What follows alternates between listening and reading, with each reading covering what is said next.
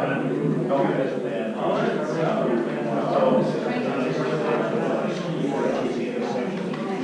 everybody. We're going to get started. Welcome. I call to order this regular meeting of the Fox Point Village Board. It is Tuesday evening, June 11, 2019, and we're in the Fox Point Village Hall. I'll ask the village clerk treasurer to call the roll. Trustee Funstead. Here. Trustee Simchich. Here. Trustee Sumner. Here. Trustee Toretto. Here. Trustee Craddock. Here. Trustee Ullman. Here. President Frazier. Here. We move to persons desiring to be heard. I have one speaker card. If you wish to be heard, please take up your speaker cards and we'll take them in order. Everybody gets 3 minutes. You can divide your 3 minutes now or when an agenda item is called. Our first speaker is Lisa Vander Heiden.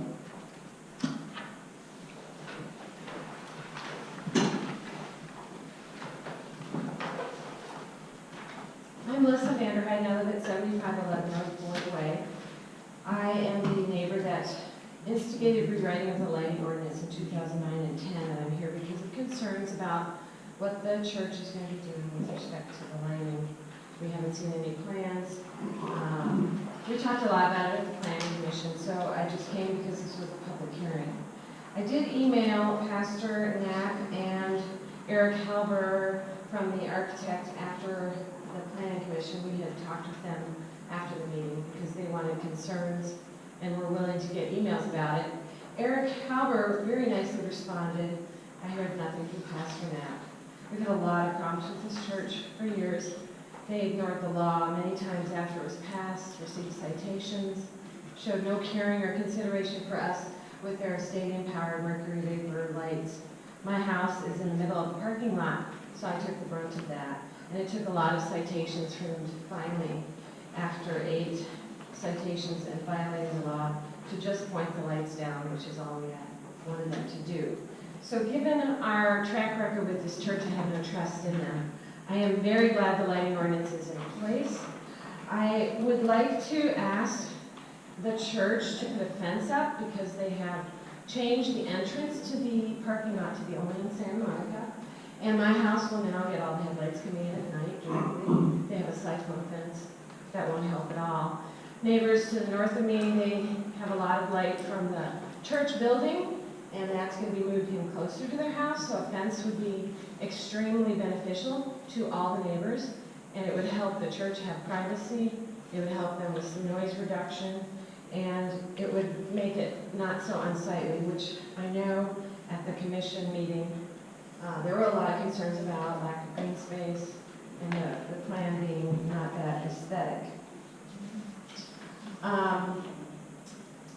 They have a carport that's going to be raised, and I have concerns about the lighting there as well. If they don't put a fence up and that lighting is up higher, depending on the trespass, it could be more impactful to our neighbors. And then lastly, I just want to make sure that the village enforces the lighting ordinance 100%.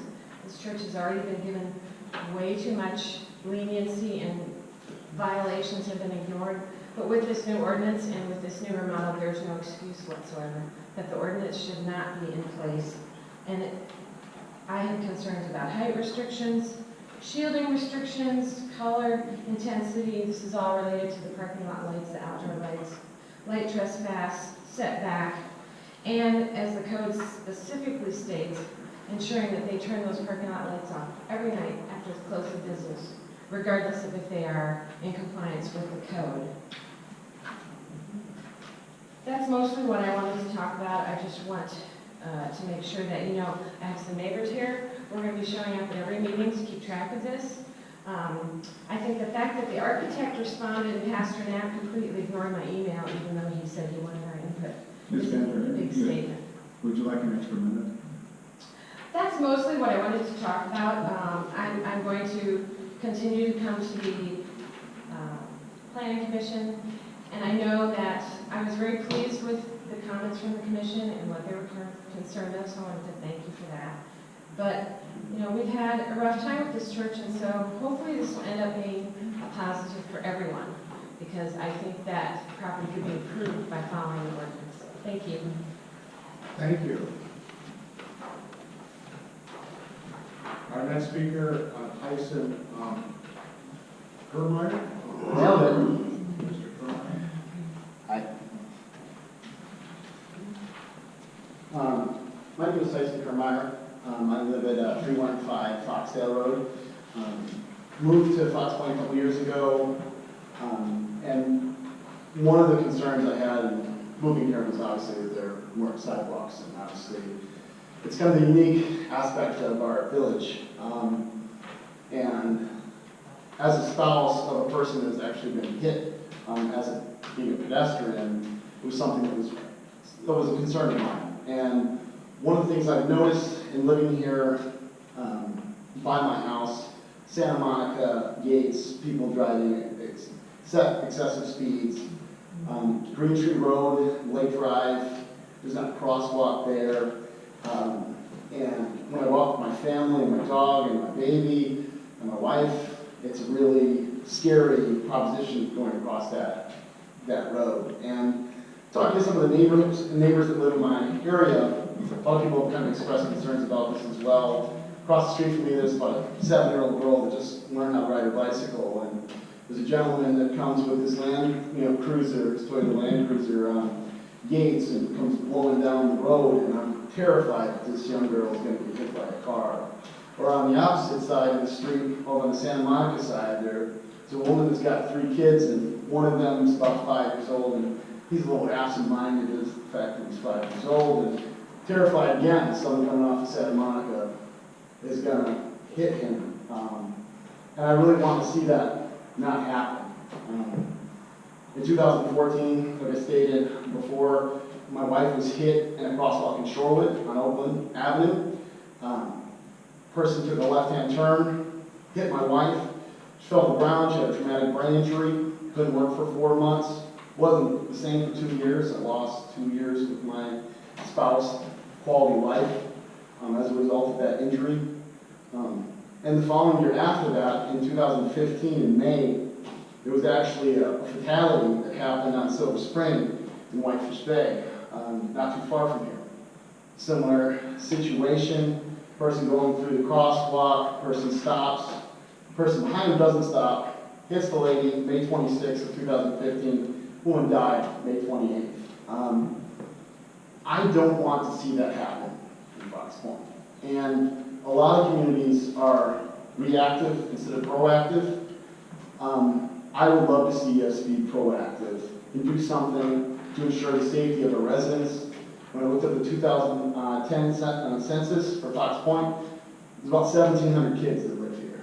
And I couldn't imagine what would happen if somebody struck my son or someone dear to me like my wife.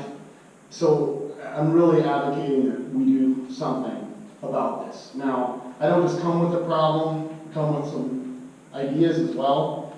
And Whitefish Bay, after this woman was hit, what they did is they hired a firm. It's called Traffic Analysis and Design. Excuse me, Mr. Kermeyer. I'll take my minute. Will you take 1 more minute? I'll take my minute, yep. They hired this firm. The firm did a safety screen. They also did an audit, a pedestrian audit, and they helped them apply for federal funding.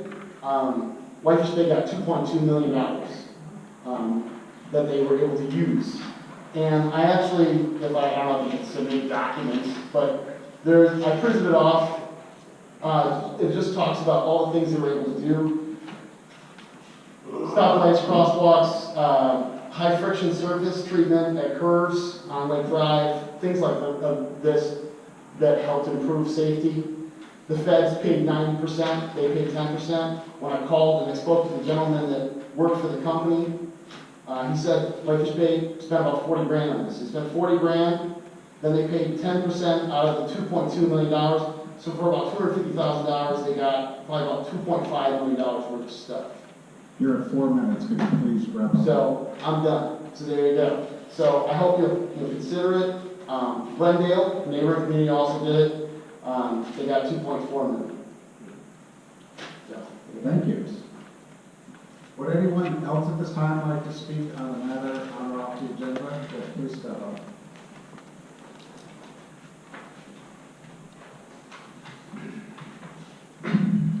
Hello, Andrew Nagle, 121 Michelle Drive, Johnson Creek, Wisconsin, here to talk about 139 Good Hope on the agenda. Keep it short and sweet. For a change, we got no bad news to report and a little bit of good news. As of yesterday, we had survey, building plans, everything submitted to the board, and from what I'm told, we're going to be on the next board meeting. So This is the building board. the building board meeting, correct? So some progress to report there. That's really where we're at. We had a couple items to take care of from last month's meeting. We took care of those quickly and reported that to the village manager. So I just wanted to kind of do my monthly check-in. I guess I would also ask if it would be possible to lift the raise order. My lender is kind of breathing down my neck having an active raise order on a building. You can imagine it doesn't make the lender feel very good. So I was hoping if we've reached a point where concerns have been addressed and we feel good about the progress that we've made, that order could be lifted and we could continue this monthly check-in. Thank you. Anyone else wish to address the board at this time on a matter on or off the agenda? The matters on the agenda, you can address the board then, so you get another chance. All right, hearing none, we will move to agenda item 3, committee reports. We held a joint building board and planning commission meeting last week. Mr. Fonstadt, Ms. Simchich, and I were there. Mr. Fonstadt and I, as members of the planning commission, and Ms. Simchich is a member of the building board. Maybe we can take turns reporting on this. I'll take the first one. We can do a round robin. The first matter was the Fox Point Lutheran Church. The church has submitted plans to expand the footprint of the church building, some surrounding areas of the church and the parking lot. The Plan Commission and the Building Board had many questions and really concentrated their respective concerns in connection with the parking lot. I think that's fair. And that matter was unresolved at the Plan Commission. The Plan Commission did not make a recommendation to the board. Rather, the Plan Commission asked the church to come back to the Plan Commission meeting, or maybe a joint meeting, next month with a revised plan for us to consider. Mr. Fonseca and Ms. Simchich, would you like to add anything to that report? Yeah, the material that the church submitted, which you have on as part of the work package, was lacking in a lot of detail as far as things like lighting that we heard about. So they characterize it as a sort of preliminary test the water kind of presentation, and both the building board and the plan commission made it clear to them that they needed to provide much more detail so that the building board and plan commission knew what they were planning to do. Anything to add, Ms. Simchich? Mr. Fonseca, you want to take the next item? Sure. This was an application for a carry-out pizza store located in the former Pizza Meadow location. And this was also preliminary in the sense that it's a new business for the state of Wisconsin. They had not completed their necessary filings. So that one is also being put over until next month. Ms. Simchich, you want to take item 3? I do not, because I'm only a member of the building board, not of the planning commission, and that was not a building board item. Good point. I'll take number 3. The Plan Commission considered an application of Elements East LLC. This was an applicant who wants to put in a 1-month pop-up in the Brownport Shopping Center for furniture goods and home decor. The building board recommended to the village board approving that application. Excuse me, what did I say? The plan commission recommended to the village board to approve that application. Number 4. The last item that we considered was an application by a business called Face to Face in Port Washington Road. They're operating in the space now, but they would be expanding into a space that was previously being used by a knitting business. The signage would not change.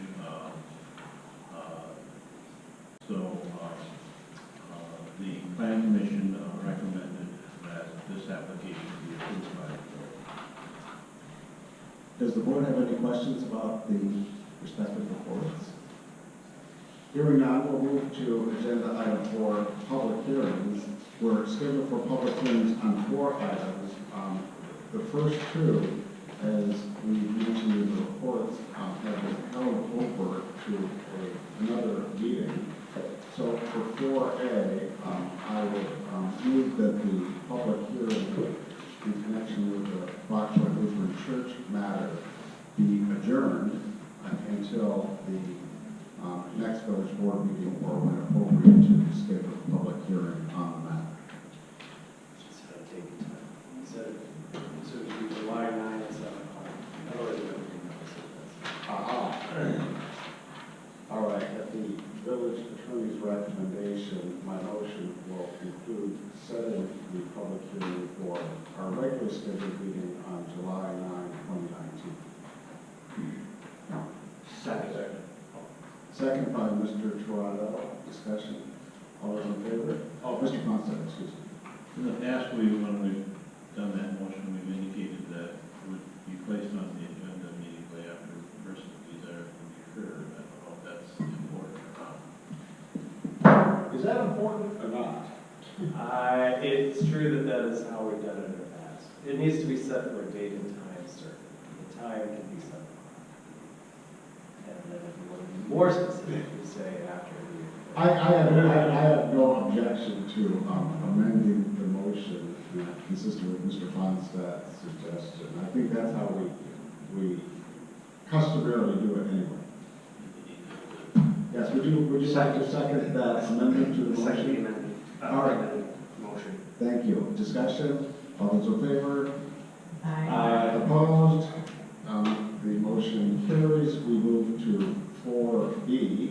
I'm going to make a similar motion. This is the Illuminati's application, the pizzeria, because no recommendation was given by the plan commission. This is not right for a public hearing. I move to adjourn the public hearing on this item to our regular scheduled board meeting on July 9, 2019.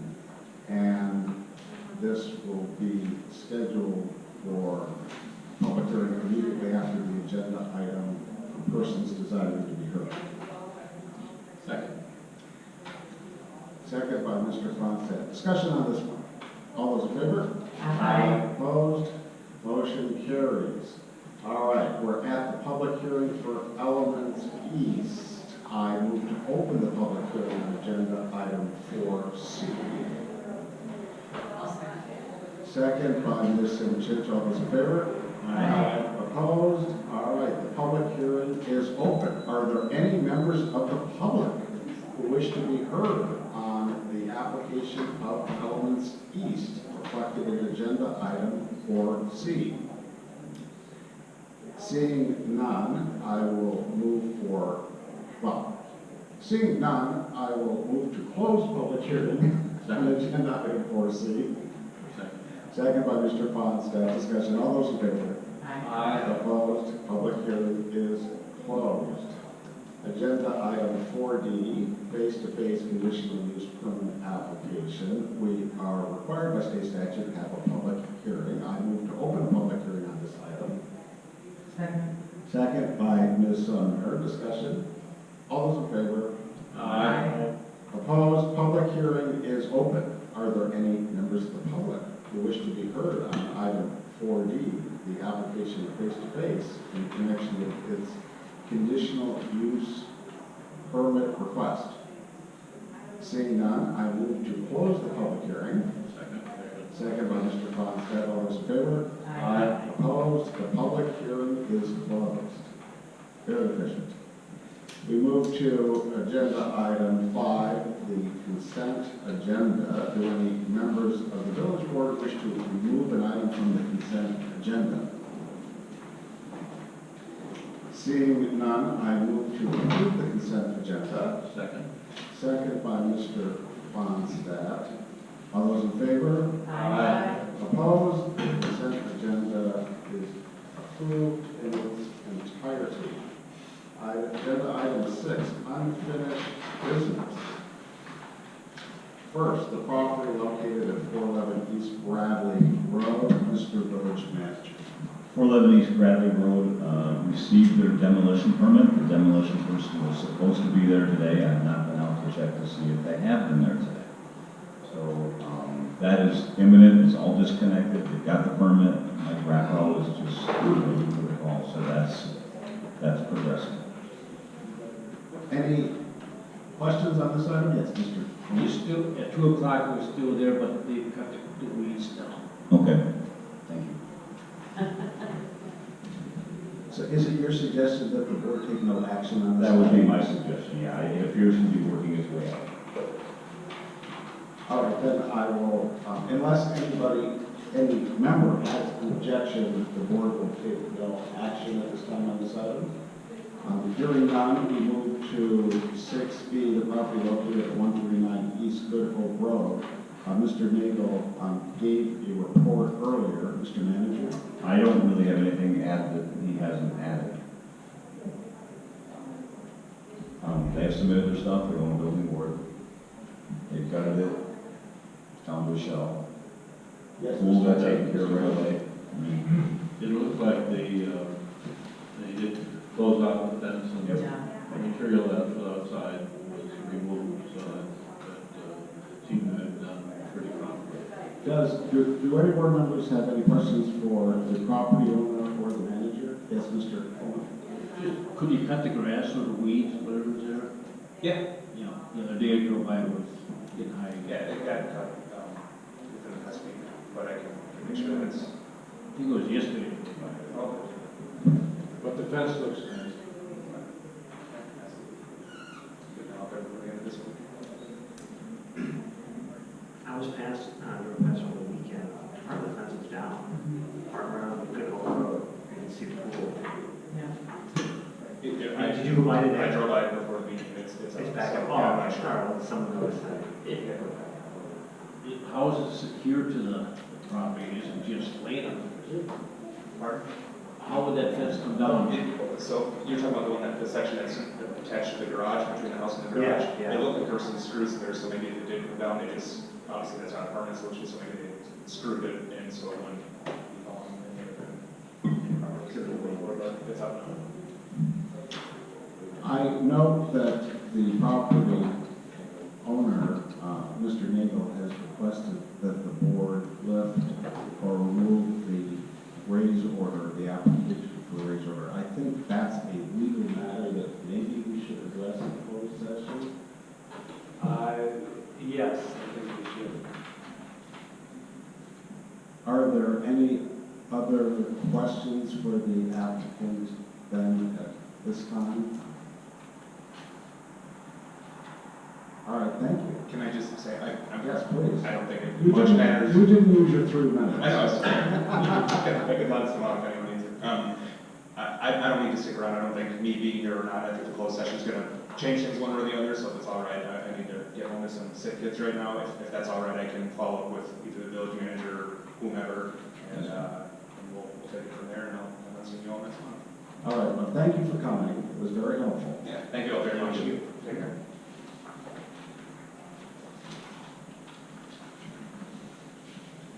Staff has requested that we take out of order agenda item 7A because of some prior time commitments by Mr. Brandmeier.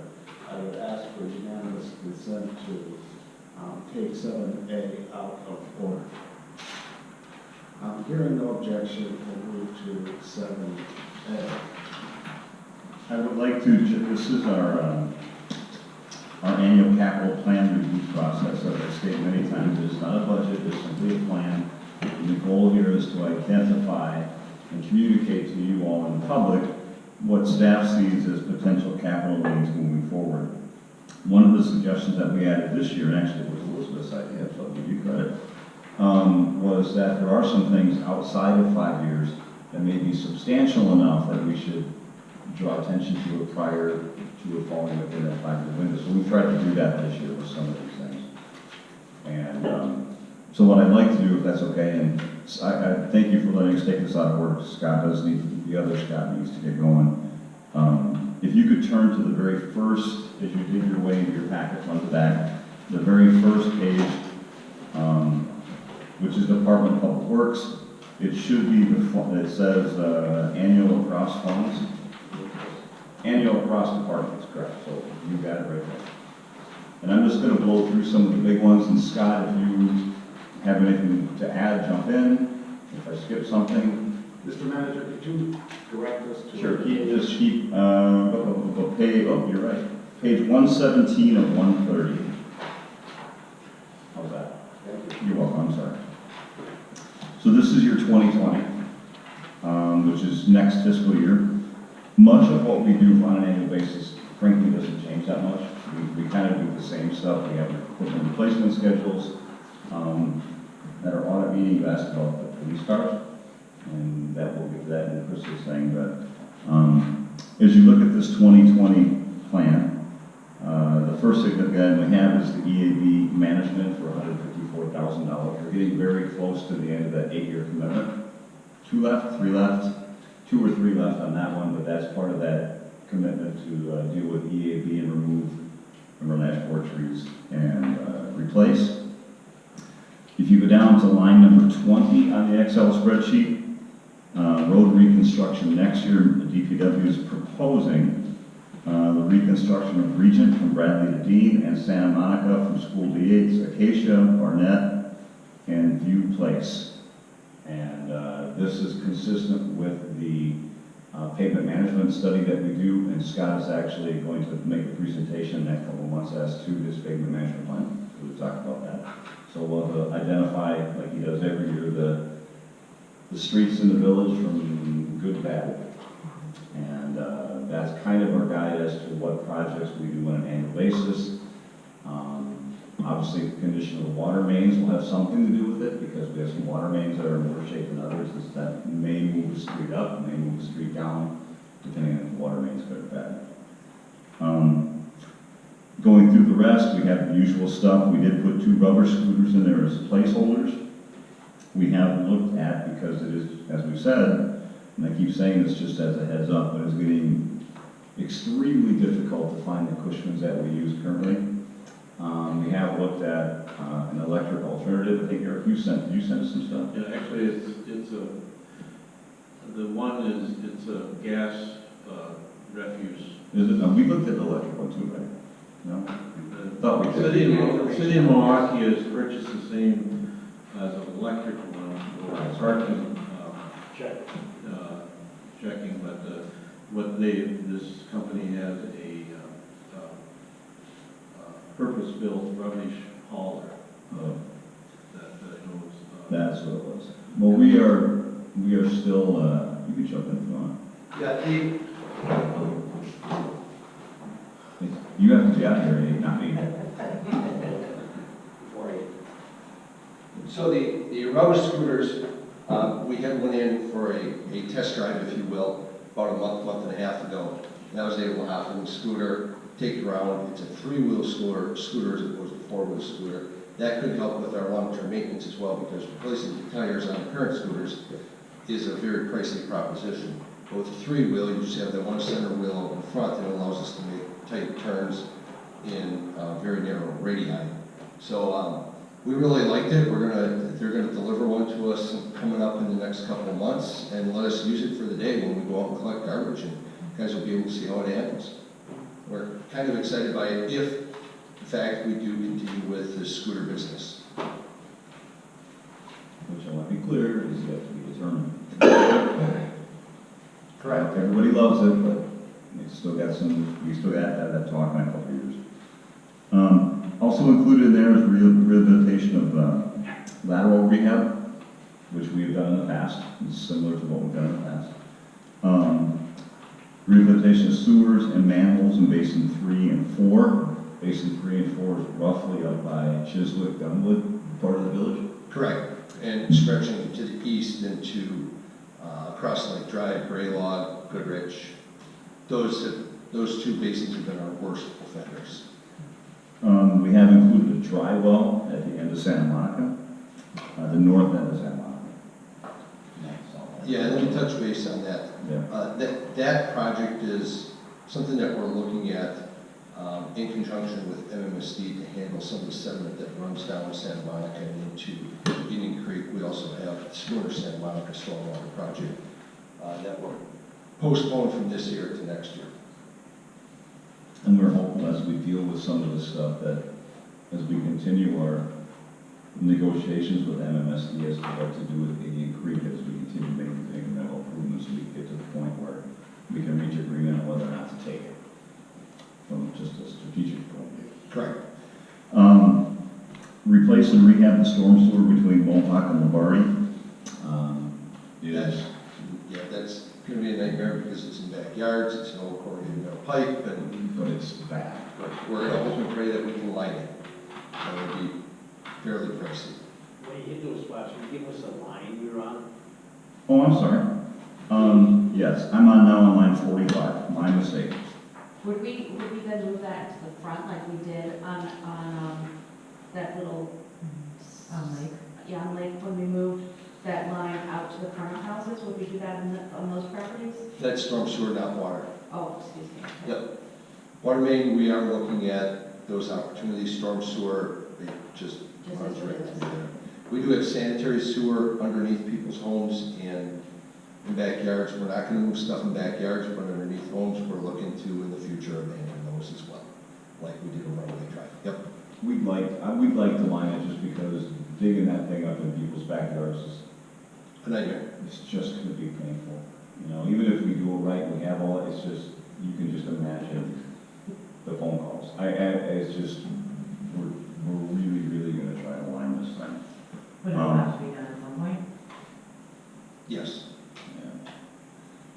We replaced, this is segmented, if you will. We did some of the storm sewer improvements for that area with the Navajo Seneca project, and this is a continuation of some of that storm sewer work. And then right below it on line 46, we have some Schooner and Santa Monica rehab as well. Right. Stormwater. And that we had bid out this year, like I said, unfortunately it cost us too much, so we've postponed it to next year. That's the one we split off. And to kind of tie into the audit meeting that we had, the storm sewer is always the kind of the orphan of the utility funds just because of the cash flows. And as we get to the point where we have ever increasing stormwater demands, and you know we take our stormwater quality and quantity obligations pretty seriously, we're just going to have to really candidly probably put our heads on and figure out the best way to finance those improvements. Because the stormwater fund is kind of the baby of Washington. We just want to watch them closely. It doesn't mean we can't, we just have to really pay attention. The good news is we have other assets that we can draw upon in the village, and we just have to figure out the best way to utilize those assets. But that's just, maybe I'm stating the obvious, but some of these stormwater costs get to be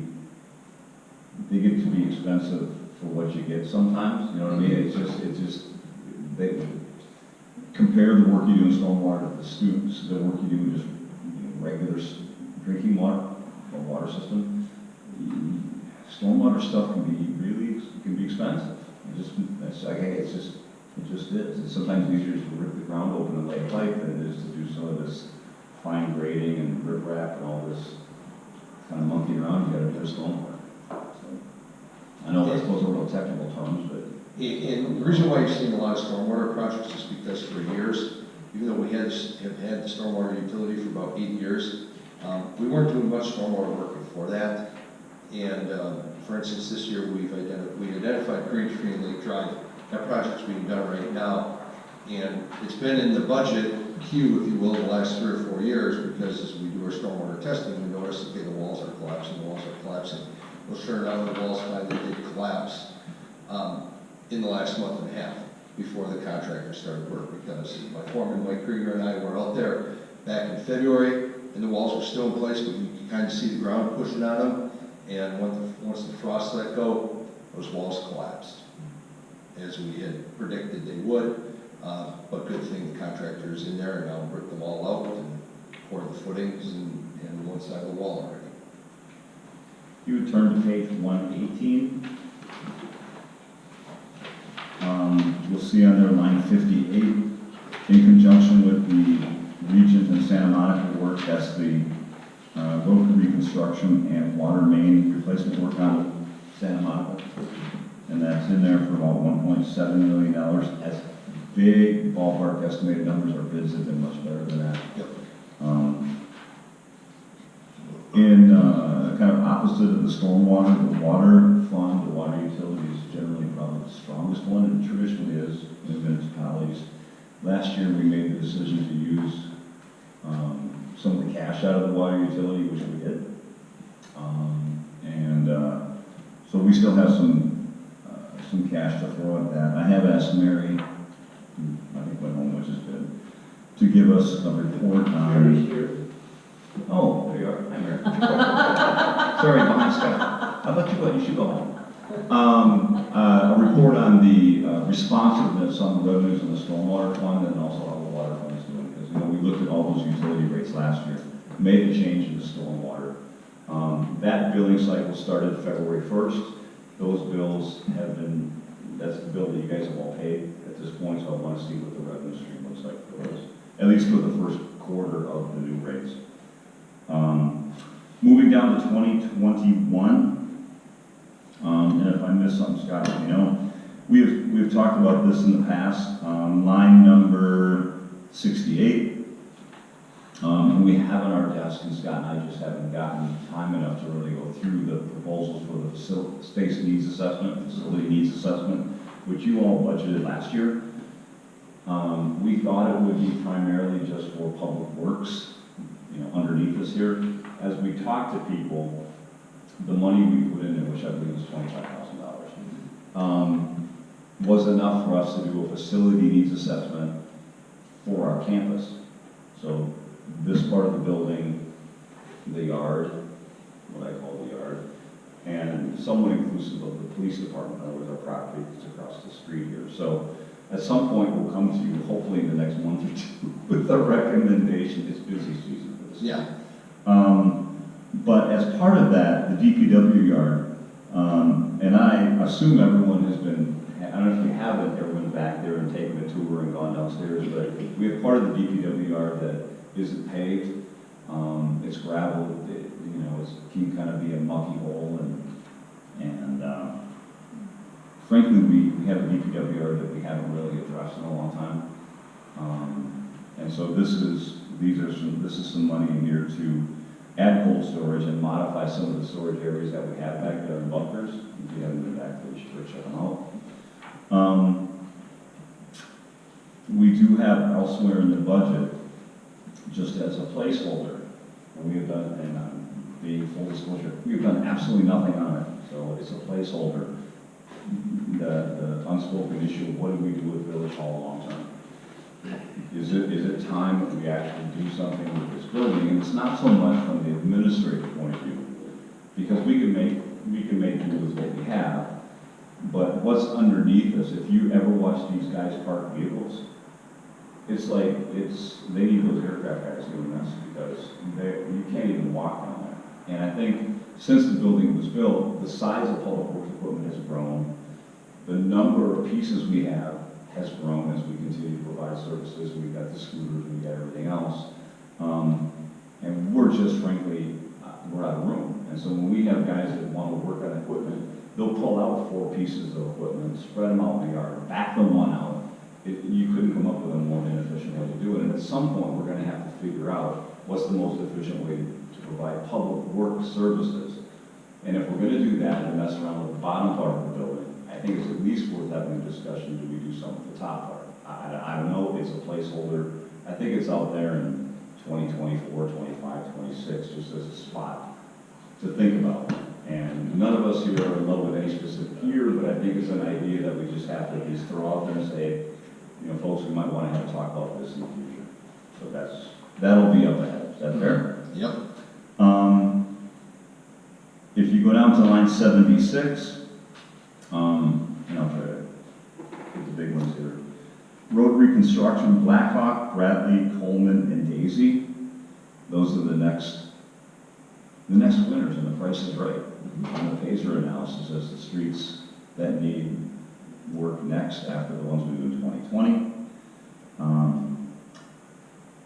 If we slide down to line 94, you'll see the storm reconstruction for the same streets, $683,000. Again, kind of reflecting that stormwater can be really expensive sometimes for the work that you do, but that's kind of the nature of the work. And wish I had a better answer for that, Scott, but it's just how it's working out, right? But that was how it's working out. Line 100, am I reading that correctly? Yeah, line 100, replace the water main on Blackhawk, Bradley, Coleman, and Daisy, which is, when I talked to Jim, somewhere between 65 and 75 years old.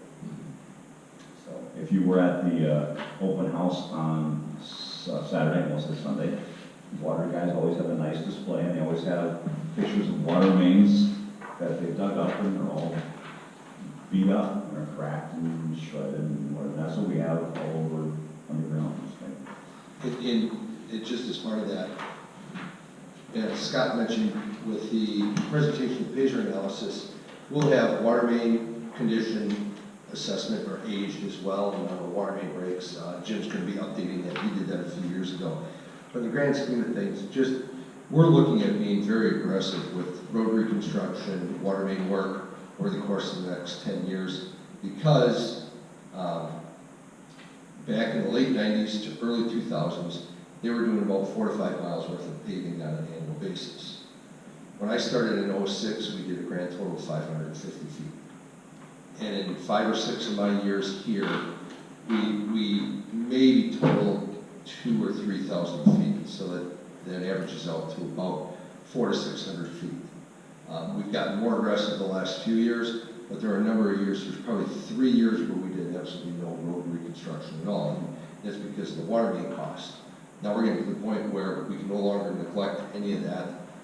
Your water main is getting infinitely older with each year that passes. A lot of it was put in the ground in the 30s and 40s. And 2 caveats with that. The first thing is I think it fits our core competency as a community, and you've heard me, staff certainly lecture 1,000 times. Stick your core competency, stay in your lane. Police, fire, streets, roads, sewer, streets are roads. I started at 7:30. Stick your core competency. Secondly, we do have historically low interest rates. We've been able to build up cash. We've been able to do some things to shorten the duration up. It's a good time to make the investment in infrastructure that's going to last us 35, 50, 65 years, whatever our interest rate. So it's a good time to do that. Now, the reverse is also true. If we go down this path and all of a sudden we're fighting interest rates, the attractiveness of borrowing to do this may become abated. And, you know, we can build up a nice pile of cash, but let's be honest with you, this kind of work, cash burns fast. And so this is why it's a plan. We may get to some point in 2022, 23, and rates may be all different, the market may be all different, and then you modify the plan. We just have tough choices to make. And that's just always, I always tell people that, you never know. Real quick. Where's Coleman? Daisy, where's Coleman? Where's Coleman? What street, where is the street? Oh, It's that's almost right. like north of Daisy. Okay. You won't notice it, it's like a. yeah, it's not in Middle Street. So you know the guy who has all the Halloween Yeah. decorations? Oh, yeah. Christmas decorations? Yeah. That's Coleman, just to the south. Like, there's only one house or two houses on it, right? Yeah. Two. Because one day we drove in just to see what it was, because we're like, what is this little thing? Yes. All right. But we have water and sewer running through there. MMSD has their MIS running through there, and it runs from Thorn Lane through Coleman Lane. It is ours historically, and so we are responsible for replacing things. Interesting, Google Maps does not identify Coleman Lane. And I don't know, that just feels like it's. And I think it's conservative to call it Halloween decorations. I think it's mostly year-round decorations. Yes, it is. Okay, sorry. I enjoy it. That's okay. Yeah, Yeah. I've never heard I of thought you actually had a person. I had Gabby Coleman pop in there. Which tells me how old I am. Gabby, he was a god. Line 116, reconstruction of Beach Bell Crossway and Mall. Which if you tie down to line 138, you'll see the replaced water mains on Beach Bell Crossway and Mall. And so that's contemplated for 2022.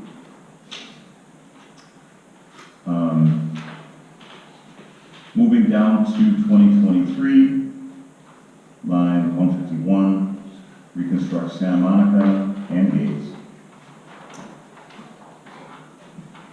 And from that page, there should be water that goes with it. Yes. Because we're not very creative with Foxconn Village Hall. We do streets, we do water. If that open, we're gonna do them both because it's just cheaper to do that. So if you go to line, what line those guys? 172. Thank you. I know 170. Line 172, construction management, stormwater, Santa Monica, and Gates. And then right below it, you see the placeholder for Village Hall. That number is what's called a WAG. Don't know what a WAG is? You can ask me after the meeting. Why don't you just tell us right now? It would not be. It would not be appropriate. Wild ass guess. There you go. I've heard that. Thanks. Okay, so Marty, will Well, good thing I don't have to wait till the end of the meeting. I know you just couldn't leave until you heard that. What line is that? The WAG is on 173. Is that the $7 million one? Yeah. And it's totally a guess. We know what Glendale paid. We made it much smaller than that. We know what Brown Deer paid. I saw Paul this morning, I asked him what Whitefish Bay paid for the remodeling. Because they did, I said, they did Whitefish Bay, so it was pretty nice, but they obviously had a shell to start with. So we just kind of did, and it's a generous Does flight. that include a library or not? And a rooftop pool. We're putting a pool on the top. Right. Anyway, Community room. I'm gonna keep going. So as you got to 2024, line 198, reconstruct, this is 2024, reconstruct Community Place, Santa Monica again, and Gates again, Green Tree North to Santa Monica. Down to line 202, reconstruct Community Place, Santa Monica, and Gates again. So by the end of that time period, we have basically reconstructed Santa Monica, which is one of the significant roads in our village.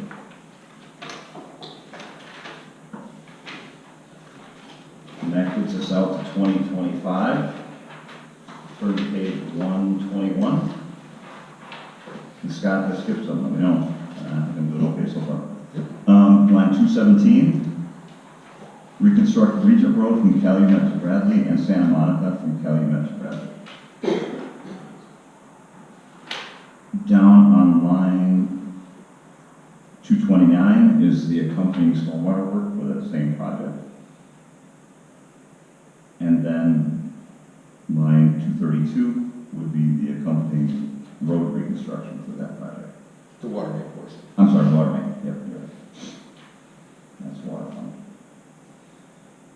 2025, 2026. We've identified on line 249, Santa Monica from Bradley to Dean, and Santa Monica Horseshoes, all the horseshoes.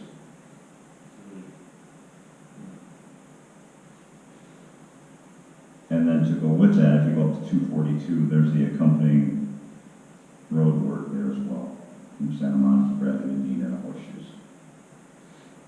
You didn't address the curbside rubbish pickup. Is that your foresight? That 5-year contract with Waste Management expires in 2.5 years. So we've got equipment identified next year, and it's really going to be a discussion at budget time of what does the board want to do, because if the decision is to go with continued roadside collection, then we need to decide who's going to be doing all of it. Will the village continue with garbage collection, and we continue to have Waste Management do recycling? Will the village do all of it, or will Waste Management take on those responsibilities? It's interesting to note recently, $4 billion offer, Waste Management will be taking over advanced disposal, so it narrows the market here in the Milwaukee area for the refuse haulers and recycling haulers, because now you have an overlap in what they do, and that's going to be completed in the first quarter of 2020.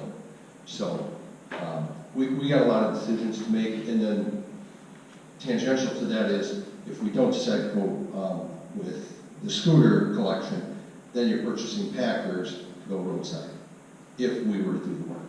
I have a question about recycle. There's been a lot in the news lately about how recycling, you don't make money out of it anymore. Like, there's no way to make money because China doesn't take it, most of it's contaminated. It used to be that you could really actually make money doing recycling. I'm curious about your thoughts on that. Like, is that going to, at some point, be just fiscally completely out of question? I mean, we've been taught for so long that that's what we're doing. In many respects, recycling is a good thing. In other respects, it doesn't make any sense at all from a financial perspective. It makes people feel good about what they perceive to be as saving the environment. I'm not beating around the bush.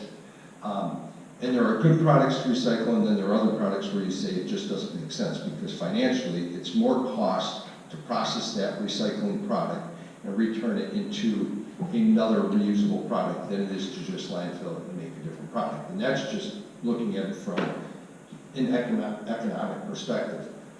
Your tin, your aluminum, those always have pretty decent markets, but you can see aluminum runs the gamut. A few years ago, you were probably getting 75 and 90 cents a pound. Now it's probably down around 30, 35 cents a pound. But the markets have been flooded. China's not taking anything. They're claiming that it's contaminated product. I think it's a battle of the wills of tariffs and everything else. That's part of the problem that we have going on. But at the end of the day, there is a lot of recycling that is being landfilled right now. People don't know that, but we are still getting credit for our recycling. Correct me if I'm wrong, but I think we're on a continuous state mandate for recycling. Correct. We recycle, it doesn't mean that the products we recycle end up recycled. Yeah, Understood. they go to the landfill a lot. Alrighty, 2027, and obviously we're well past the 5-year window, but that's okay because there's some big stuff in here. Line 256, Allen, Goodrich Court, Goodrich Lane from Fox to Goodrich Court, and Graylog is all contemplated for road reconstruction, some storm replacement, the usual work that we do. So that would be the big project that we do out in 2027. We turn the page, just flip it over. We go to 2028. And we have identified road reconstruction, Regent Court north to south, and Regent Road deemed to the village limits as a potential project. And then if you go to 2029, lines 285, 286, 287, at some point we're going to have to address Lake Drive, which is ours, and that'll be a meaty one. And so that's out there in 2029, which would be And that's where I'm 10 hoping, fiscal years something. that's where I'm hoping to be with that. I've had some communications. I haven't received much back in return from the Department of Transportation, but I have requested that we at least be put into the closest cycle that we can be put into is the 2025-2026 cycle, which could mean that you're being constructed in a 3 to 4 year period after that. If we're able to get tied into that because it's a connecting highway, it's possible we could get federal and state funding that would fund somewhere between 80 and 90% of the cost. Right now, we don't know. Well, just on that note, I'm sure all of us have driven through Shorewood on Lake Drive. What a pleasurable driving experience that is. I mean, they redid Lake Drive completely.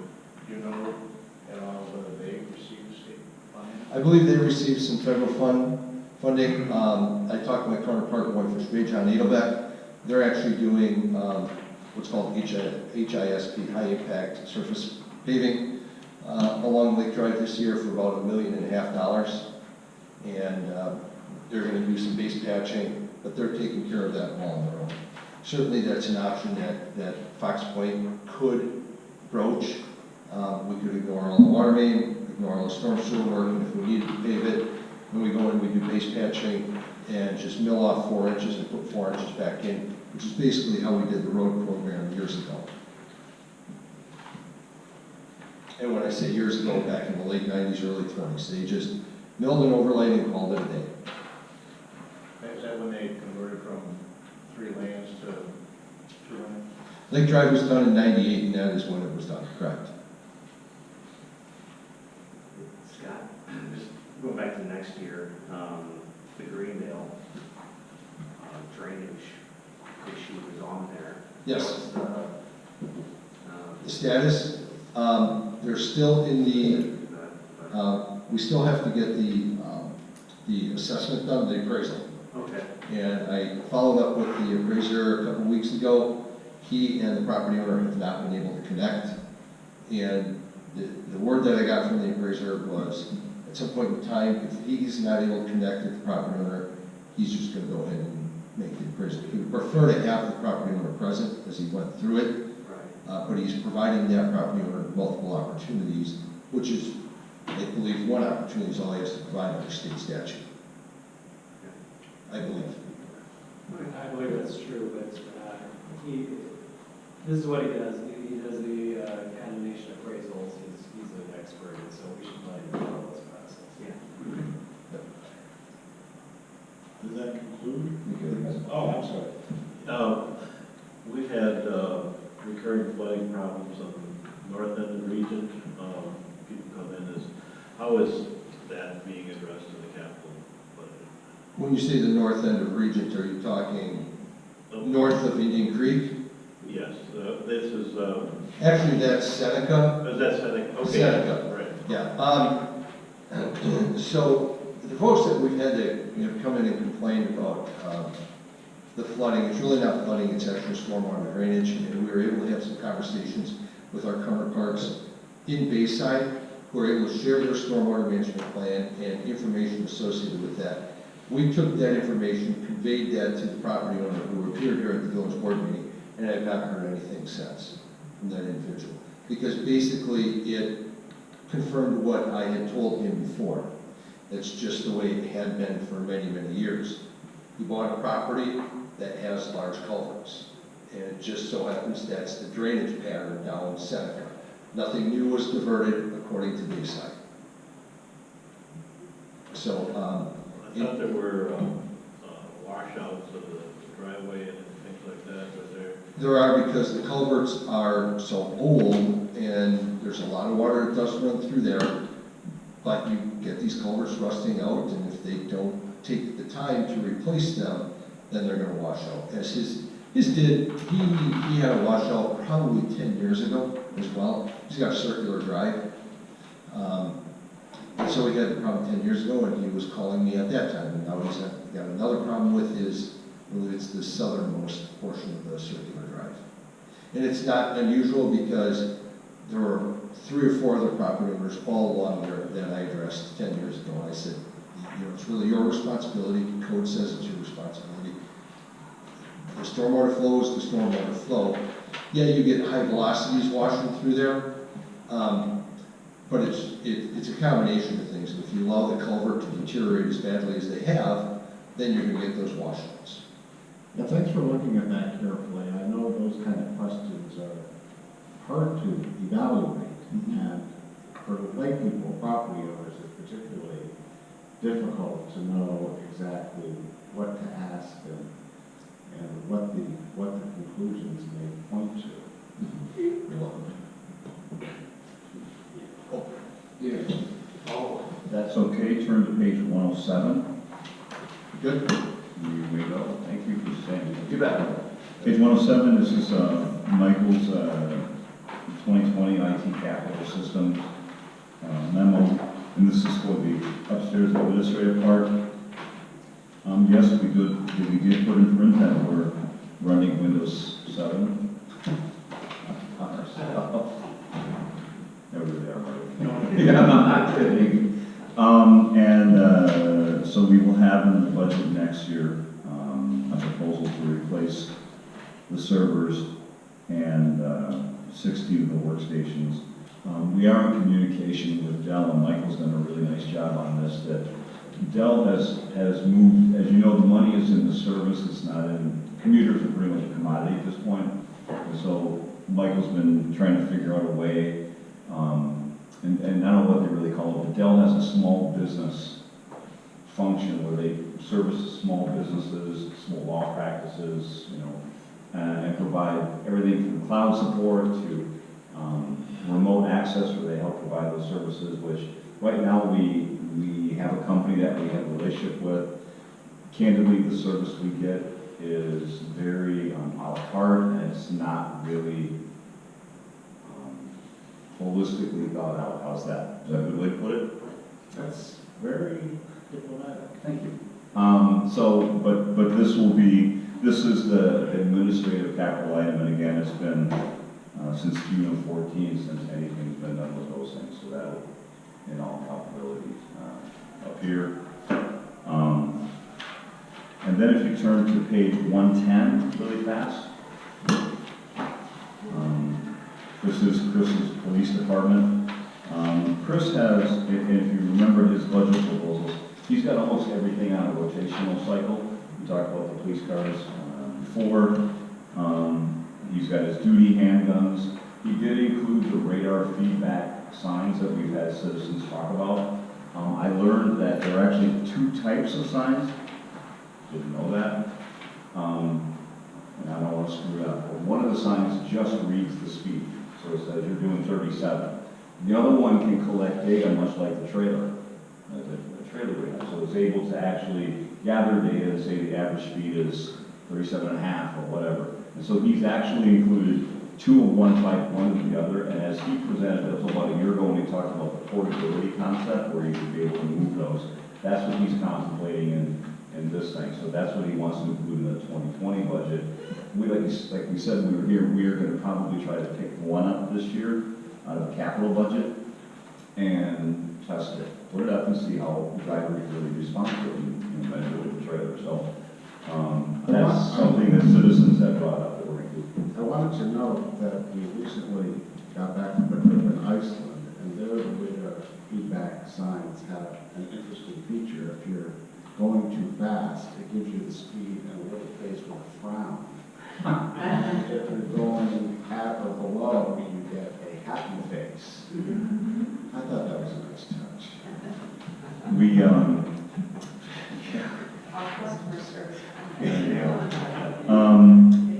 the rest of Chris's memo is pretty self-explanatory. The one thing I'll remind you that I bring up every year is we do have a balloon payment due to Bayside Communications in 2021. It's around $150,000, give or take. I have offered to pay it off early in exchange for a discount, right? Because time value of money, they don't want it, so it's like, okay, fine, I'll invest it and get it for something. Yeah. But that will be coming up and then we're done, right? well, you'll have continuing, you'll have still have costs. I mean, you'll have capital costs and operational costs, but it takes care of that original balloon payment. And that's really all I have. I'm hoping he goes faster. Any questions on the presentation, Mr. Butler? Do we need to take action on this? You don't have to if you don't want to. It's really a communicative item and there's no requirement or fee.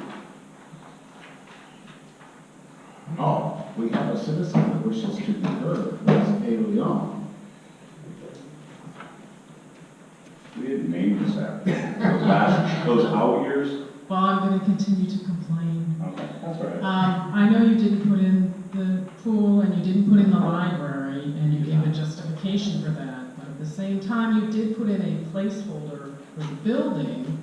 I don't understand why, if those things are seriously being considered by the village, and I would hope that there's at least some idea of a time frame, that there wouldn't be placeholders for those too, because they are significant expenses, and I would think that they would impact the rest of the budget. Would they not impact the rest of the budget? That's a very fair question. In fact, in my memo, and I failed to remember, in my memo I mentioned them, and I did not include the library.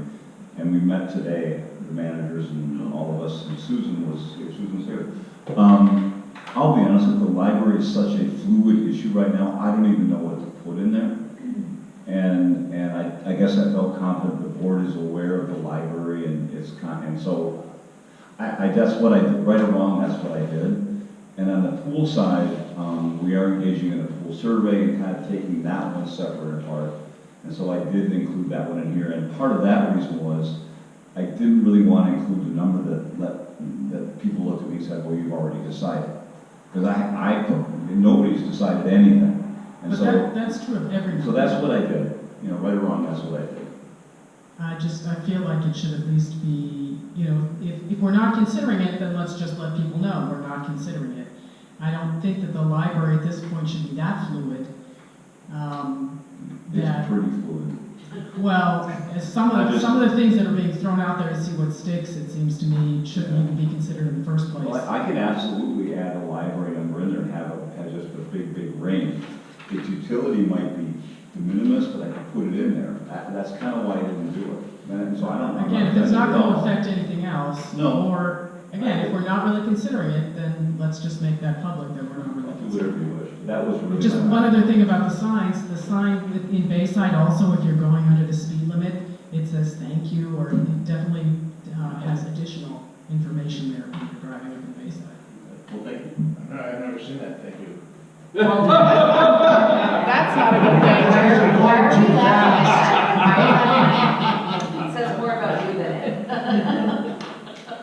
Mr. Fonstad? Yeah, I think, I just want to follow up on Ms. Leon's observation. It seems to me that, I mean, there are,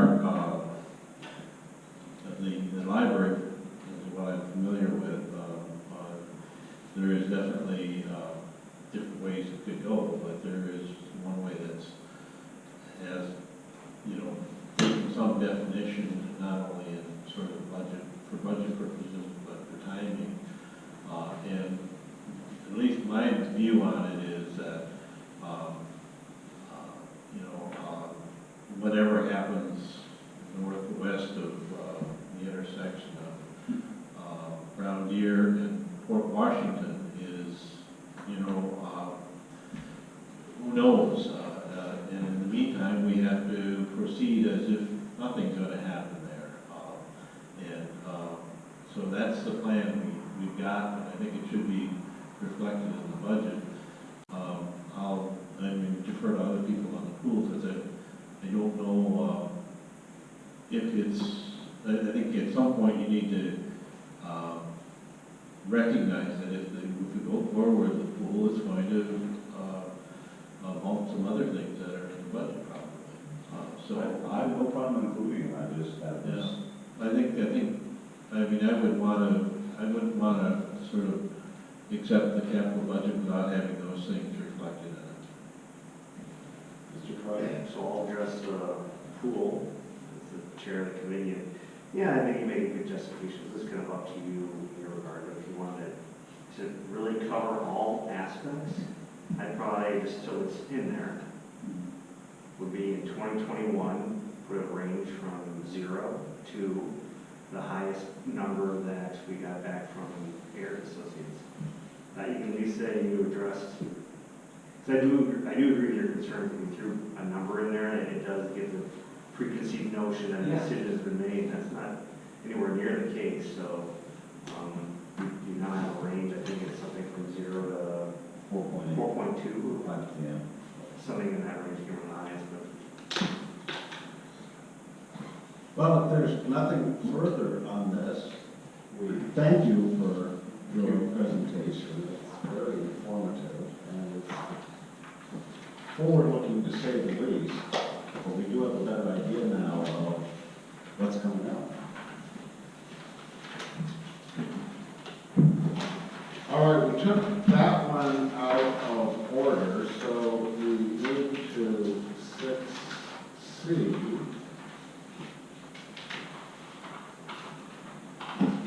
Potential Fox Point Village Board compensation. This is, before us again, brought forward to the meeting by trustees Sumner and Crowder. If you don't mind, I will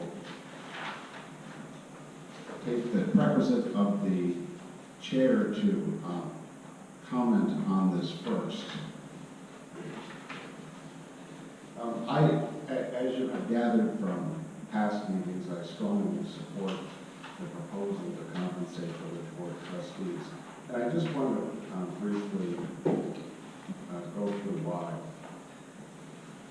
It's my observation that the village has a branding problem, meaning the way we want to project ourselves to the community, to the county, to the state, in order to accomplish our goals. And I think we largely agree on those goals, and that is to be one of the top tier municipalities in the state, to be attractive to young families and retain them, because that's our future. Particularly in a world of diminishing population, which we have experienced in the North Shore for the last 4 years, not just us, but everybody, and to be able to effectively compete with our sister municipalities to attract and retain the kind of residents that we want, that is to move in and participate in the community and call Fox Point home. I fear that the village has long suffered from a degree of fuddy-duddyism. I don't know if that's a word or a term, but that's how I look at it.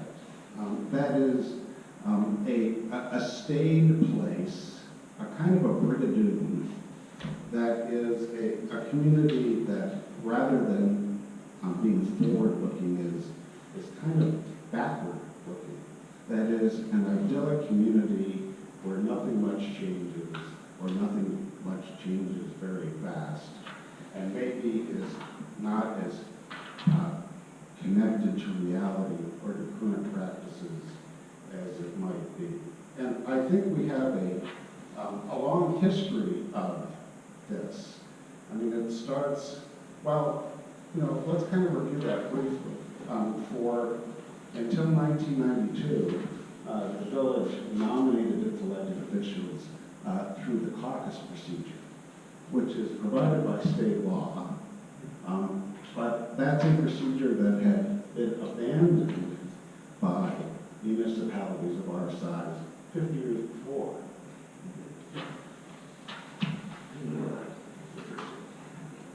So the village gets around to it in 1992, but it had gone out of practice decades before that in our competing municipalities.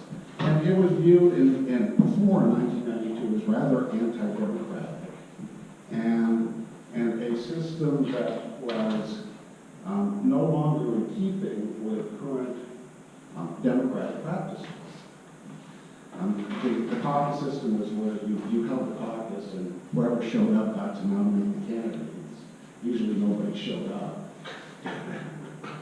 And so it was an inward-looking old boy system where very few people participated or were elected positions in the village. Look how long it took us to modernize and liberalize our meeting procedures. Until 2010, we didn't have a consent agenda, and the meetings would frequently last till 11, 12, or 1 at night. Until Mr. Bottcher came on board, we had some antiquated procedures with regard to the budgeting process.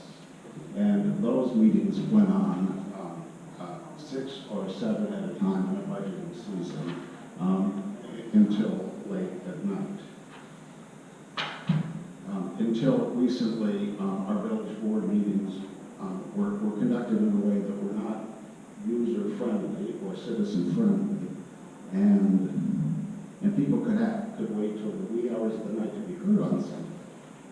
These are just some examples, I think, of ways that the village has updated itself, but long after it probably should have, and really needed to.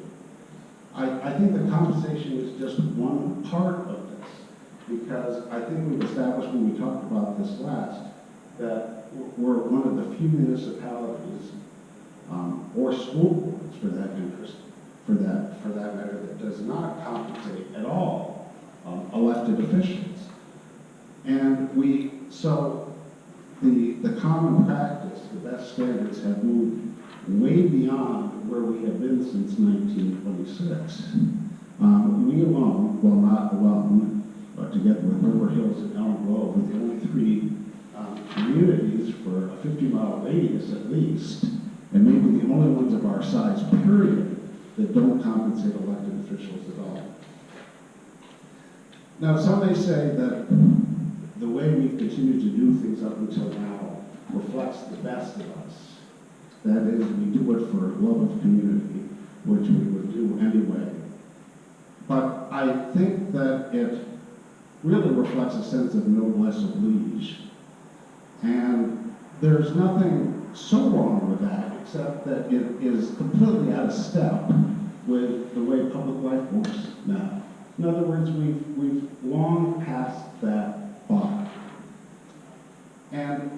And noblesse oblige, as noble as the word suggests, also has, to me, a suggestion of condescension.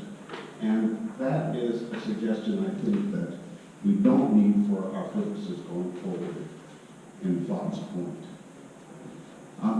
One objection that I've heard in the past is that we rely on volunteers for our boards, committees, and commissions, and somehow compensating elected officials is going to diminish interest in participating in boards, committees, or commissions.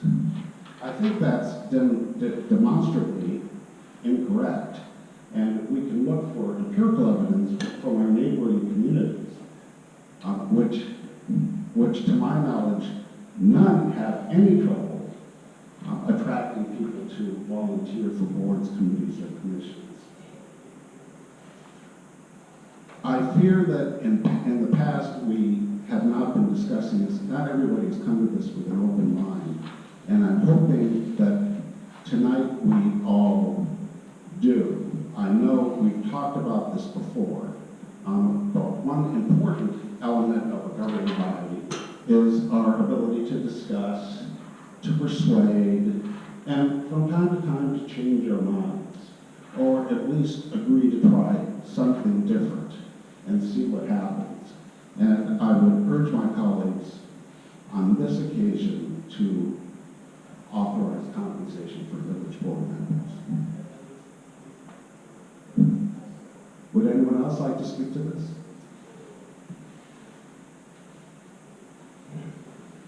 Mr. Bell? I think you expressed it very elegantly, and I would be in favor of it, obviously.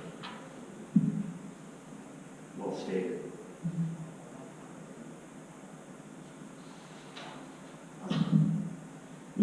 So I missed the meeting last night, but I did watch the video. And some of you need to get closer to your microphone so you speak. That's all I'm going to say. But I guess I would take issue with some of your characterizations of how we're perceived. I don't know if that's how you feel that we're perceived. I certainly haven't sensed that from my interactions with the community, the region, the state. You know, I'm kind of tired of talking about this. I don't think we need to vote on something every 2 years just because it's here. And I think that some of the arguments made in the materials presented are not ones that resonate with me. I do think that, you know, equality is a really important thing, and I think that equality of opportunity is important. It's actually why I sort of take objection to the idea that we should pay ourselves so we can campaign.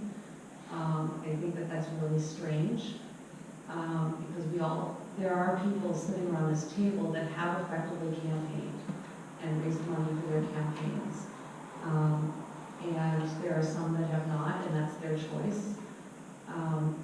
You know, when we're sitting somewhere, and I don't care if it's a job that we take or an activity that we do, there are trade-offs to everything. And, you know, I ran for office knowing that there wasn't compensation and quite honestly, you know, I put in a lot of time here. I chair 3 committees, I sit on, I think, 3 or 4 others. And right now, it's like I'm wrestling this whole comprehensive plan thing because our consultant is so not capable. And you know, I know what I charge my clients, and I'm not getting paid for that work. And I'm doing the same work that I do for my clients for the village right now for that.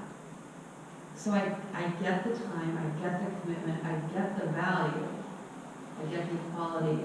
I just don't think that, you know, I voted no twice and I'll vote no again. Mr. Buffett? Yeah, this is now the 4th meeting in which this has been before the board, and we've heard the arguments. I'm also going to vote against it. I guess I'm a fuddy-duddy.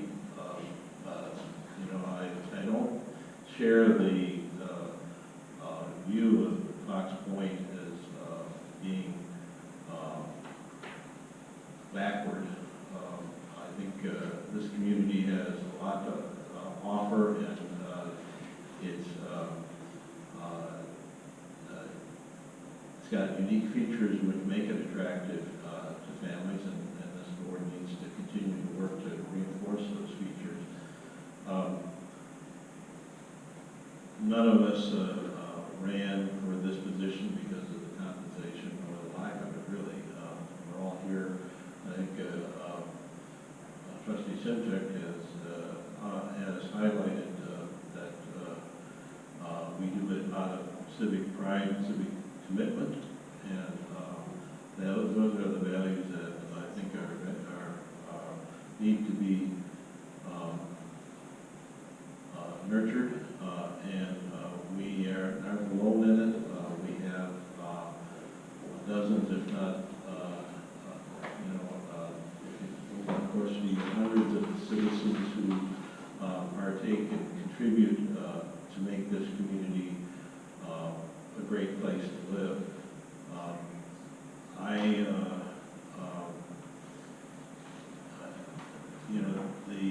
I've been around long enough to know that any money we spend on compensation means that there will be less money for other things. May not be much, but I've sat in meetings where we've cut back village hours to save a few dollars.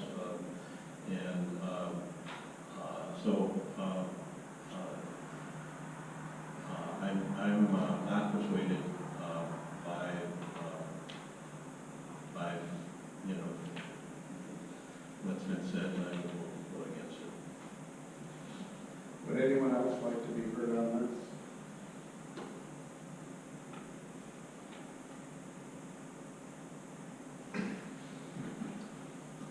It looks to me like we will not need the requisite 6 votes to pass this proposal, so I would suggest that we just take no action on it. I actually would like to make a motion. Yes, Mr. Troy. I would like to make a motion that we accept the proposal to compensate regular members and trustees of the village board $200 per month, and the president, and the president of the board $3 per month on a staggered basis beginning May 1st, 2018, May 1st, 2019, and May 1st, 2020 for those members whose terms began in April 2018, 2019, and 2020 respectively. Those dates don't work. No. They don't? Oh, okay. That's the old, Oh, is it? Oh, yeah. what's, That's from the 2 years ago, voted on. oh, yeah, 19. I would like So let's to go to each one. second with an You're right. amendment that they start in 2020, 2021, and 2022. So, Oh, well, before, okay, so we have a motion, we have a second, we have a proposed amendment to the motion. A procedural amendment to the motion. Mr. Corrado, would you like to speak to your motion? no, I just think it's important to take the public vote for the record. Second. Well, Sorry. we need to be clear about what the Oh, motion yeah. is. So there was a motion made, it had dates in it, or not legal, and then it was updated to change the dates. Should I start in 2020 then? In Yeah, 21 and none of you 22? get it for your term, that's the Right, problem. okay, It yeah. has to apply to the next terms of office. So if you, why don't we go, I think you marked it up in the meeting. we're in procedural morass here, because it was seconded, and then it was amended. I think by unanimous consent, we could say, just restate the motion and say by unanimous consent, that is this the motion? All right, I will ask Mr. Corrado to restate the motion.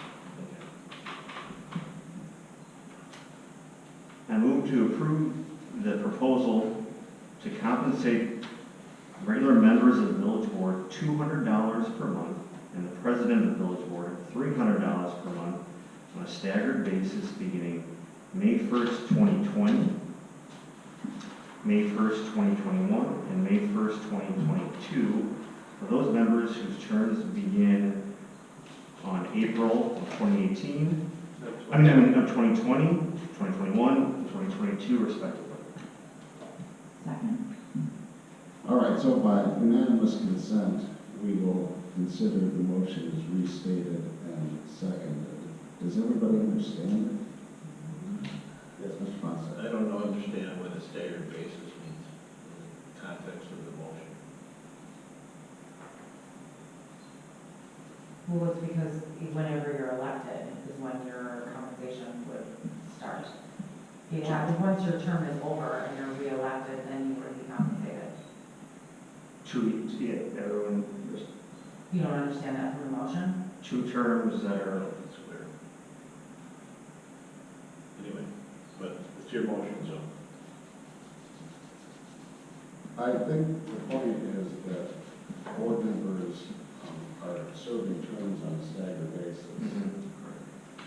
So the compensation for various members would begin on a staggered basis after the member is next elected. Since Eric and I aren't in this one, I think the words on a staggered basis could almost come out because the compensation, its applicability is governed by state law. In other words, you're not eligible for it no matter what you say anyway. And so when each of you run for your office, when you or whoever succeeds you wins your office, then they would be eligible for compensation. I'm not The sure. next election process. Right. Election, right. I'm not sure the words on a staggered basis really add anything because it's going to be on a staggered basis because state law says it will be. Is that close there? Does that work? I don't know that it needs to be changed. It says for the terms that begin in May or 2020, 2021, and that's the key. It's for the next terms when those are elected. So I think it's adequate, and I also think it's removed, so. All right, so we have a motion, we have a second. Discussion.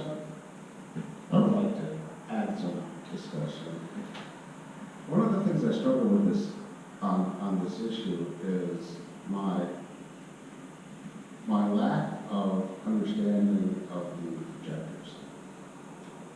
Very honestly. Most of the time, practically never do I have this problem. In other words, somebody will have an idea, suggestion, motion, somebody will oppose it, and I can see the other side, and it makes some sense to me. In this instance, the opponents of this motion don't make much sense to me.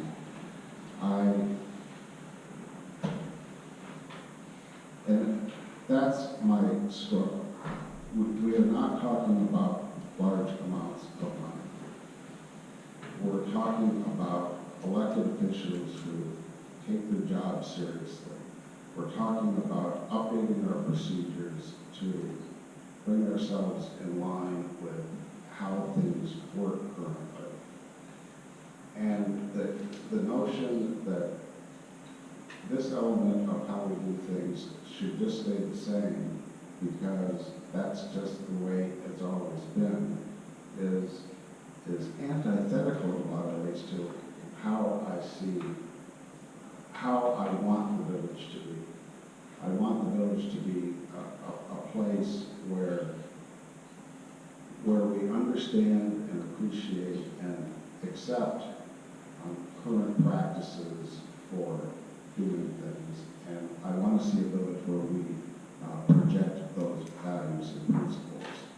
And I'm afraid by staying still on this endlessly, we're again projecting ourselves as backward looking rather than forward looking.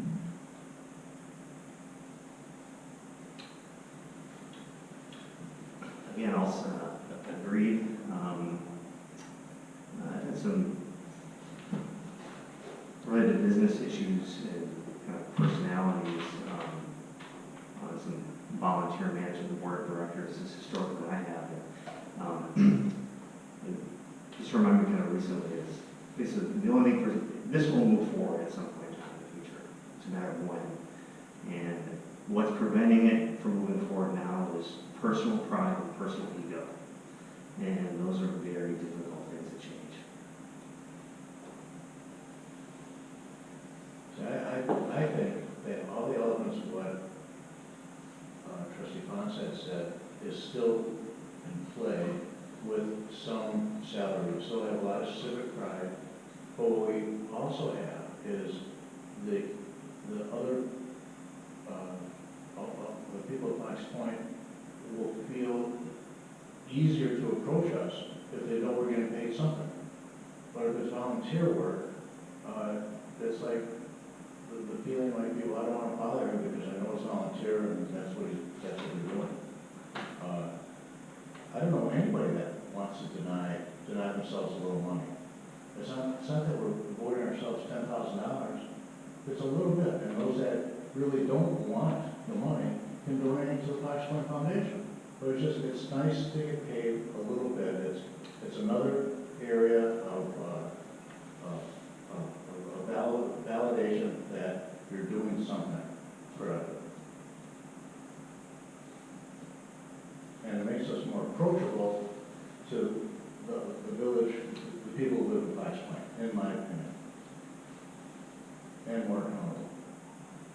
And we still have a silver prize. And my thought on that too is to build off that. I was actually a little bit more about the opposite side. Like people who call or email me, it's like I call and email back because I feel like I'm a reasonably nice human being. But otherwise, sometimes it's kind of like, well, why? You know, you don't have to vote for me. But there's nothing really.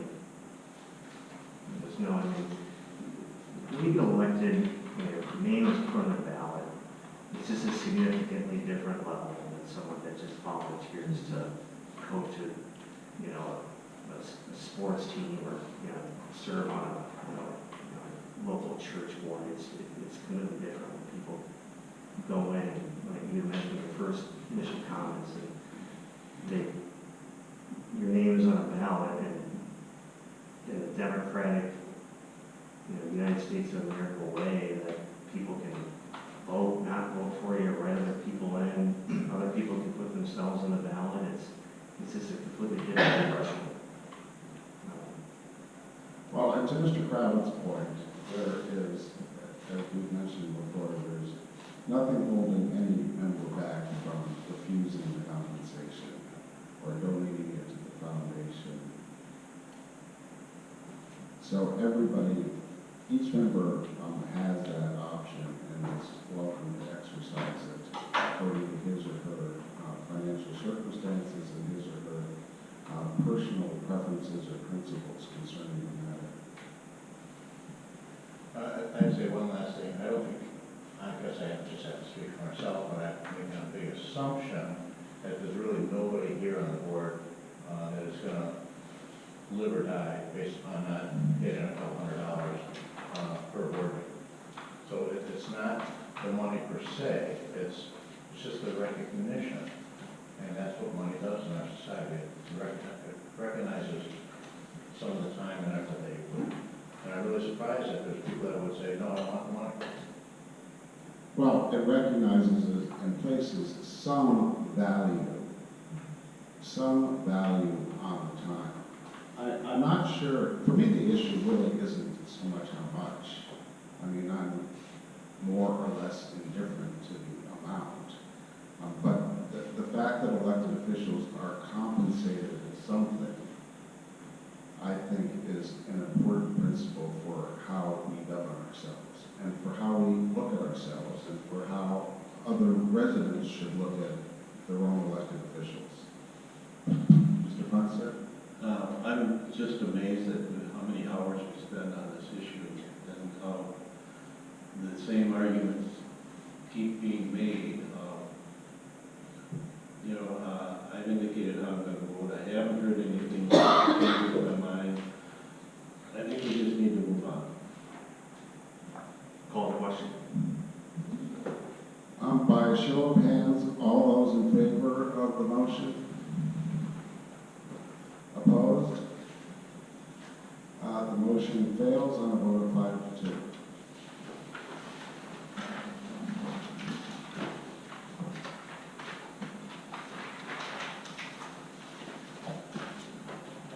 Future agenda items. Does any member wish to put the future agenda item? Would any member like to put an item on a future agenda? Yes, Senator. Yeah, I think that we discuss and possibly direct staff move to have a traffic study done in the village. Just a general traffic study? Well, along the lines of what some of our other communities have done. Pedestrian safety, traffic studies. Is there a second? Those are me. I'll say. No, I think she could ask you what's on the agenda. I thought we was. We have a second. She's asking for the check. Mr. Kravitz seconds. I don't think there's a discussion on this. By a show of hands, all those in favor? Opposed? Motion carries. Any other items for an upcoming agenda, Mr. Kravitz? I say we put on trustee compensation for the next meeting. Just kidding. I was like, second!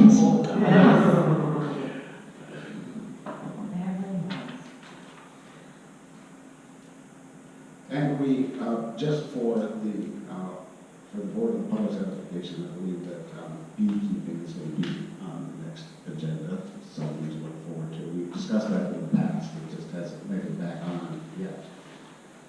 All right, we're on announcements.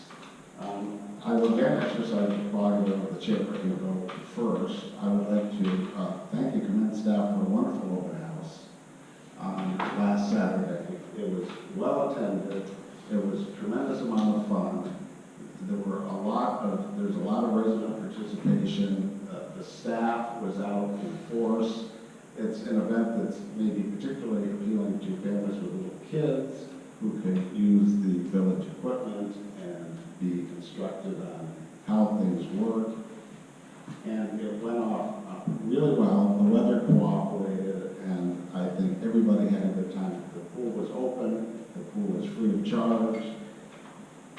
And I just thought, and so thank you, staff, for putting in the time and the effort. And remember, the 4th of July parade is coming up on when? The 4th of July. The Fox Point Foundation is in charge of the 4th of July parade. It's trying very hard to have new things to do and to see and to experience. So every year it's a little different, and I predict this year it will be too. Mr. Fonstead? No. Ms. Simchich? The audit committee met at 5 o'clock today, and our auditor, Wendy Unger, reported the status of our audit, and the committee recommended that the draft be sent to the village board, and I believe that's going to be coming forward in August. Ms. Sumner? I also want to thank staff for putting on such a great event this past Saturday. I was not able to attend, but I did hear from several village residents and also actually residents from other villages who attended our event and were very impressed with the festivities. And then my only other announcement is that June 19th is the first Summer Serenade concert. It'll be at the Longacre Pavilion, and I hope you will all be there. Mr. Toronto? Yeah, so our last village meeting, we selected the provider for the community pool survey. So staff, meaning Scott, Mike, and myself, we met with the representative from the provider they're working now already on the first draft of that community survey, and the intention still is it'd be roughly mid to third week of July through the second week in mid-August to have the survey sent out and completed by residents. So progress is being made, and we'll get that important feedback hopefully this summer. So, Mr. Kravitz? No. Mr. Ullman? No. Mr. Village Manager? Thank you to all the staff who made the open house happen. I get to walk around and do stuff, but they do all the work. Had a library meeting today with managers and Susan and Kurt, and so I think we have made substantial progress on a potential library agreement. It's about 1,000% cleaner than the old one, which isn't hard to do. But we made great progress, and I would expect that, depending on what, Susan, you have to do internally with the library, but we've been directed to go back and really just kind of go through the compensation portion of it, just to make sure that we're all comfortable with it, run the numbers and make sure we're all comfortable with it. But in terms of the rest of it, the relational stuff appeared to me anyway to be pretty tight. So, Susan, you'll do whatever you do with the library board with that whenever it's ready, but I think we had a good meeting, so that was good. The audit we talked about, it was a strong audit, and we're happy, and now that it's been accepted by your board, and it'll be now released as part of the OS for the bond sale that'll be in July. And if you've been paying attention to the market, we could do okay. So that's a good thing.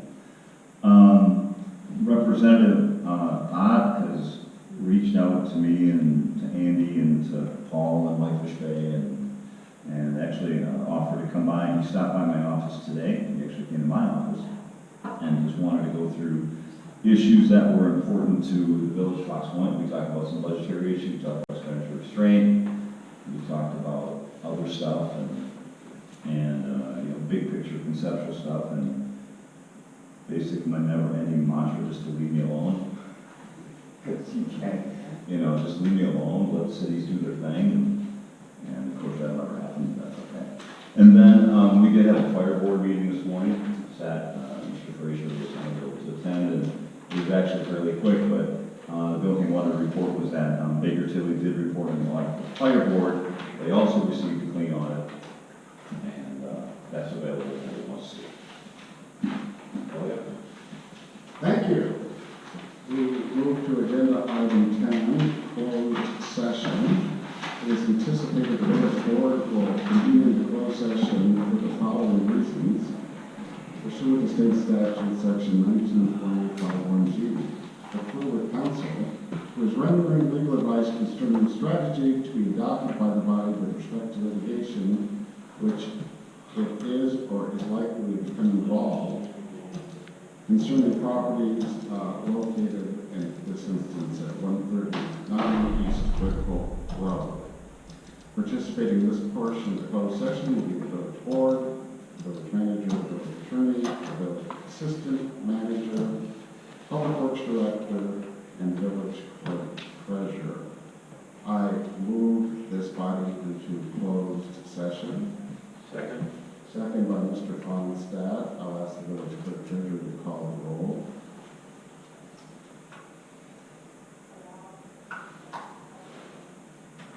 Trustee Fonstadt? Aye. Trustee Simchich? Aye. Trustee Sumner? Aye. Trustee Torado? Aye. Trustee Kravitz? Trustee Ullman? Aye. President Frazier? Aye. Will continue